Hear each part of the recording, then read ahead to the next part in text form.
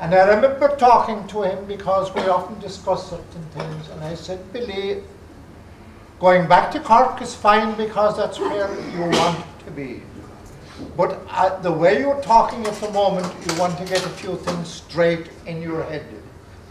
The way you're talking, it seems to me that you want to go back to Cork, you want to go to UCC, you want to study medicine, and the main reason that you want to do that is that you'll be able to play with UCC for the next 6 years. And that brings me to the point that has been mentioned here, and I won't labor it.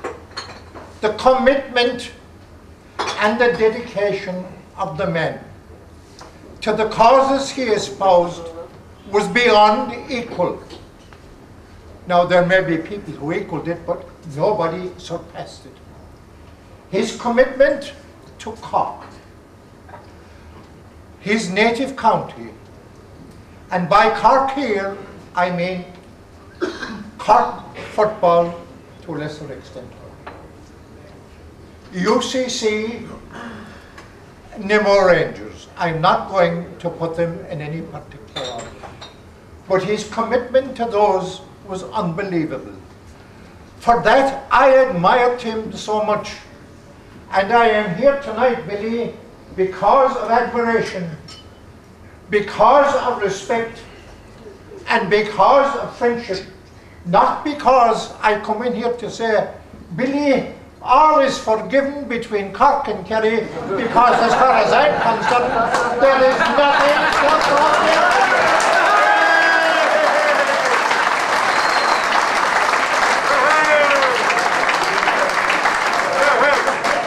Somebody said Billy Morgan hated Kerry. Rubbish. Billy Morgan hated being beaten by Kerry. And there are a lot of Kerry people here tonight. Let them put up their hands now and admit they hate being beaten by Cork as well. So there is nothing in the world that we were wrong with it. Now, they mentioned that Billy, and he mentions it himself, he was hot-tempered, I suppose. Oliver Goldsmith, in his village schoolmaster, he mentioned about the master that, well, if he was too strict in anything, the love he bore to learning was at fault. In Billy's case, the love he bore to football was at fault. And if that passion came out in him to such an extent, it was something that should be praised and not blamed. Mr. O'Shea from the Vintry had a certain amount of the same qualities, and we admired him.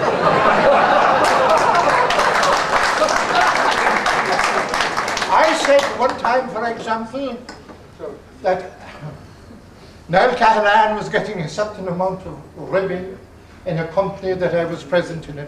Jesus, I said, I'd love if he was wearing the green and gold. And I meant every word of it.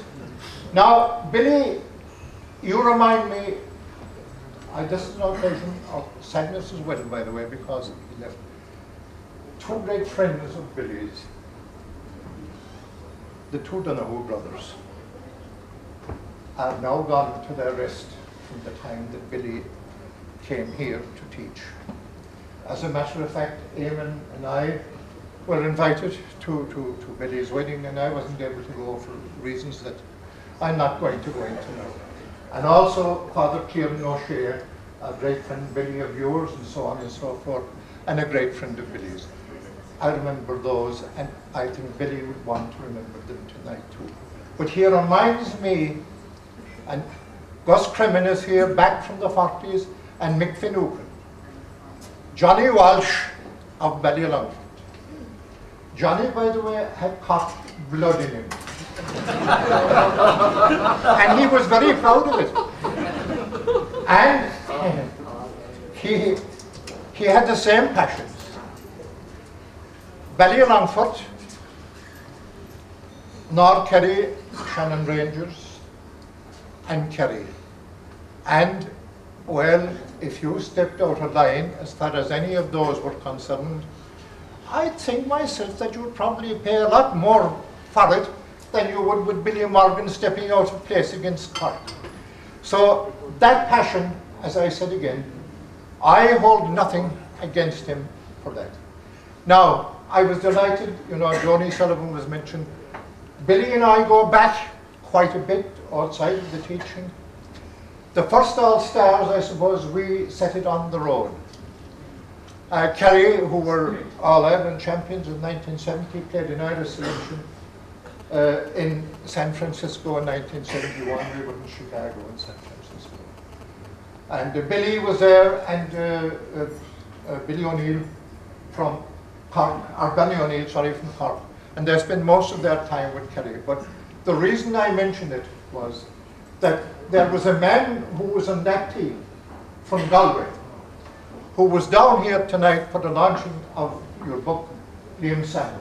And that, again, shows the esteem and the respect in which he has been held all over the country. I'm glad to see my friend Jimmy Kerrigan. I didn't meet, and I met Con Murphy here. By the way, talking about Billy and your drinking. His father was mentioned, Weeshy. In my wilder days, shall we say, I was doing an educational course down in Cork. Well, I don't know whether it was academic, but it certainly was very educational in other lines anyway. But we were inside a pub one night called Joe Digham's, Weeshy and myself. And I suppose we were there pretty late. And 3 weeks afterwards I was in Cork, and I went into Joe Digham's. God rest them, they're both dead now. I called for a drink, and I said, Joe, there, oh no, Gerald, he said, no, you're entitled to drink in your own public house. What do you mean by my own public house? You were here, he says, not too long ago, and at 4 o'clock in the morning, yourself and Weeshy Murphy bought this public house.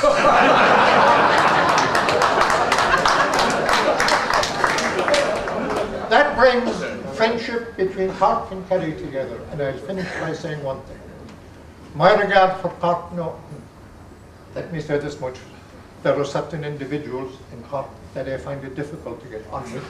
and they would say the same about me, but there are others that I had no problem with. Billy would always have been a player's man, and so would I have been a player's man. The players are first. They're not last and overall, but they are first, and they should be treated as such.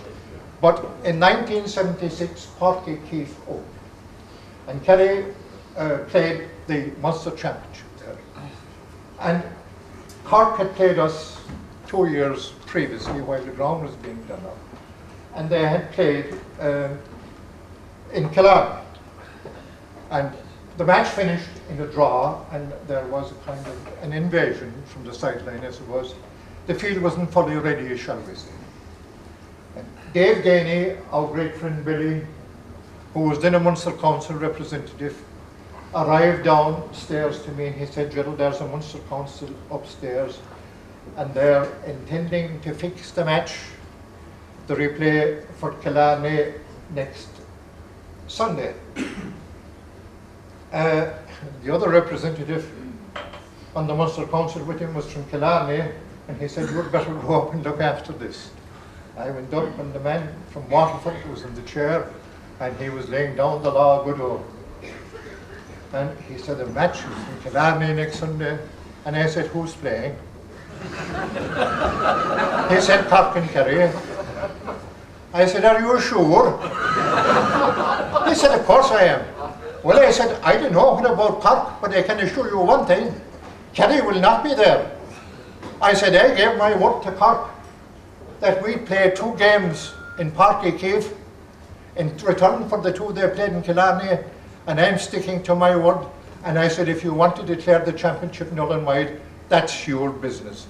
That's my final thing. That's the regard I had for Cork. And by the way, I'll have to say this much.